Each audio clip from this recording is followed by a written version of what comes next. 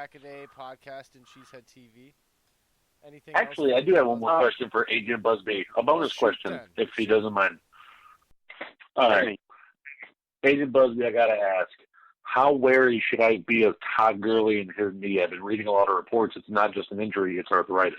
And arthritis isn't curable. It's manageable, but how much do they use Malcolm Brown? Is he a solid pickup? You should be very wary. I haven't heard too many positive reports. Obviously, the Rams are going to try and muddy the waters with as many beneficial things as they can say about Gurley. But right now, if you check out the mock drafts, Gurley is not going until the very back of the first round, into the second round. People are definitely worried about the knee. And you saw C.J. Anderson perform last year. Gurley was on the sidelines. Listen, they put a tender on Malcolm Brown for a reason. They wanted him back because he's familiar with the system. They spent a high draft pick on Darrell Henderson for a reason because I believe they think that Gurley's knee is really a problem. You might get a good week one, and then that knee flares up, and who knows. So Darrell Henderson is going, I think, in like the fifth, sixth rounds right now because people are pretty sure that Gurley's knee is a real problem. Arthritis just doesn't go away. No, I mean, there's a reason why he didn't play in the Super Bowl. Okay, well, thank you very much, Mr. Dylan, Agent Busby. That is our conclusion of this week's Fantasy Files. He will be back on Tuesday with more Fantasy Files because the players are out there. Are we going to get another top 10 list, Dylan? You're absolutely going to get another top 10 list. Looking forward to that. The running back is going to be last, but next week is going to be wide receivers guide. So check out top 10 wide receivers next week. All right, we will say goodnight, and we are going to take a short break here, and we're going to call our very special guest, Mr. Andy Herman. Here it is. We'll be right back, folks.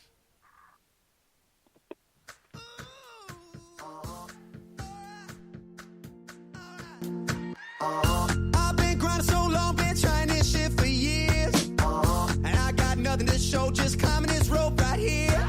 And if there's a man upstairs, he kept bringing me rain.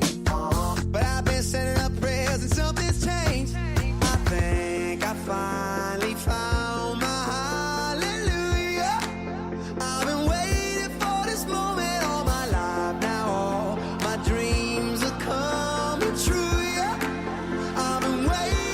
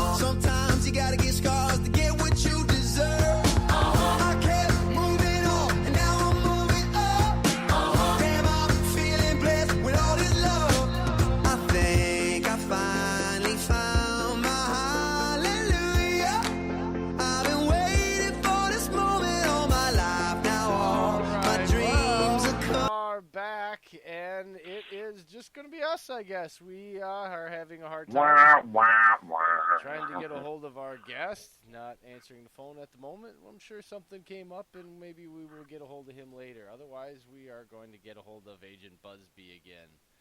So, that being said, Dave. What? On the fly, man. All right, I got to say it. I'm bringing it up. A stat came out yesterday about Devontae Adams' passer rating when targeted. It keeps going up. In 15, it was 77.8. In 16, it was 109.3. That's a significant jump. And then 17, it gains another 11 points and goes to 120. And then 18, he even took it another notch up and went to 121.6. The fact in 17, when he had Hundley throwing him the ball and he had a receiver passer rating when targeted of 120.3 is amazing.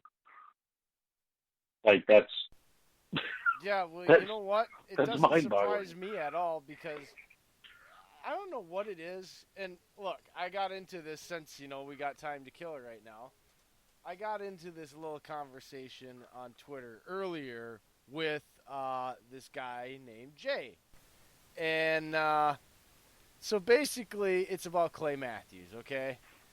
And it's this ongoing stigma that the guy he was overrated because that's where this whole thing started with, and he said is Clay Matthews. And then it kind of turned into this conversation about how, Pro Football Focus had him ranked there, and we were going back and forth about how I don't believe in Pro Football Focus anymore. It's just, I watch film differently, and I think you understand where I come from. I because of my background in MMA, I understand when I watch an offensive lineman, I really I notice his footwork's off. I notice he's missed that hand check. When we talked to Zach on Tuesday, it was Zach noticed that hand fighting where he's mirroring it. That's martial arts, man. That is stuff they teach you. Those are things I notice instantaneously when I watch somebody. And when I'm judging receivers and linebackers and linemen and people that those things matter to, those little things are what I judge and separate a good receiver and a bad receiver. And it also is other football stuff too, but those things are far more important in so many parts of football that people don't appreciate. I don't even think they pay attention to it and even grade those type of things. And coaches look at them because they're the ones that teach them techniques. So, again, it brought up a conversation, I guess, to me that's much different, I think, in how most people break down film and what's really important to how a coach would break down and why players get negative grades when somebody like Pro Football Focus grades Clinton Dix so great, and yet he's getting traded because his coaching film is negative. You see what I'm saying, Dave? Yeah. I definitely see what you're saying, man. But see, the way I picture Adams, like I keep going back to it, the way I picture Adams, I just feel like he's ready to take up that next step, like even better this year. And I feel like he's mastered what Zach said 2 nights ago, is he's mastered a lot of his game, and now he's just getting to the intricate parts. And it's like he's just fine-tuning. It's like a guitar. He's just fine-tuning those notes right now. And I feel like we're going to see a Devontae Adams that we have never seen before. And I feel like he's going to be even better this year, especially with the new offense.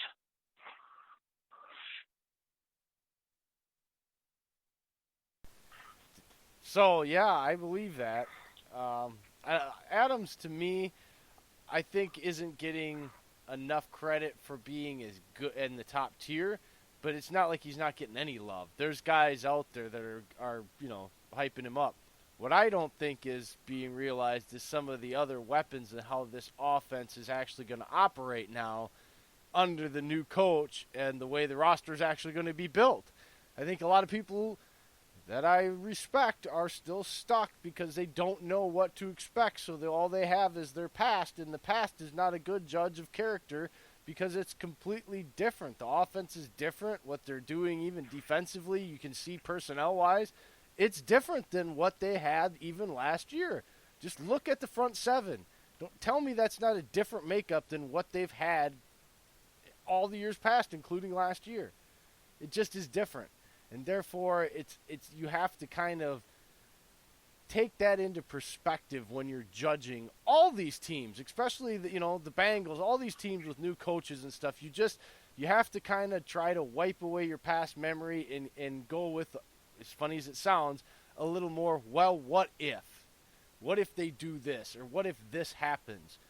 Because that's a better judge, actually, of what's probably going to happen than based off of what Marvin Lewis did for the past 13 years in Cincinnati. Well, I mean, see, you can't base off the Marvin Lewis argument because, yeah, he was there almost as long as McCarthy, but because McCarthy was constant in having the Packers there in the playoffs, being a threat, a Super Bowl contender on the list. I don't like that comparison. I mean, if you got to compare, I mean, I hate it. I know I've seen it done, and I've been a fan against it, but some people have compared McCarthy to Belichick because they've had those two runs where Belichick makes it 9 years in a row for playoffs, and the Packers did it 8 years in a row, but the Patriots kept winning Super Bowls. So that's why I don't like comparing McCarthy to Belichick. But you know what? I got to change subjects.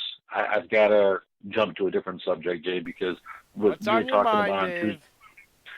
we were talking about Tuesday kind of picked me up a little bit, and the name Natrell Jamerson or Jamerson really piqued my interest. Jamerson, there you go. I don't know how to pronounce it. Anyways, no disrespect, Mr. Jamerson. I went back and watched some of the tape, and I feel like he might be our Jalen Thompson we missed out on. He plays a good bit like him. He has the same kind of body type. I think we might have our Jalen Thompson, Packers fans, so don't be disappointed if we didn't get Jalen Thompson. I think we might have him already on the team. Well, I kind of asked Zach about him, and I remember, and that's why I brought it up. Zach wasn't. Now, again, Zach probably isn't as familiar with him as I am, being that I'm a Wisconsin guy, and he came from Wisconsin. And I understood why he didn't get drafted, because even in college, you saw the potential and the upside, and you see the flashes that make you want to have him around as an NFL team, but again, like I stated before, he is raw. And, it's how quickly can he start to let a coach mold him and prove that he can be trusted and be consistent on the field is going to determine whether he sticks on this roster or any roster going forward. But he has all the raw physical tools, and he shows you enough flash and play on his film, to warrant his taking a look at, I guess, is all you can say. Well, it gets me excited because having the room of Adrian Amos, Savage, Jamerson, and Green, like all those, they're all talented. And my guy that I brought up, Raven Green, like that, I feel like the tools are there for Pettine to work with. Finally, he finally has at every level tools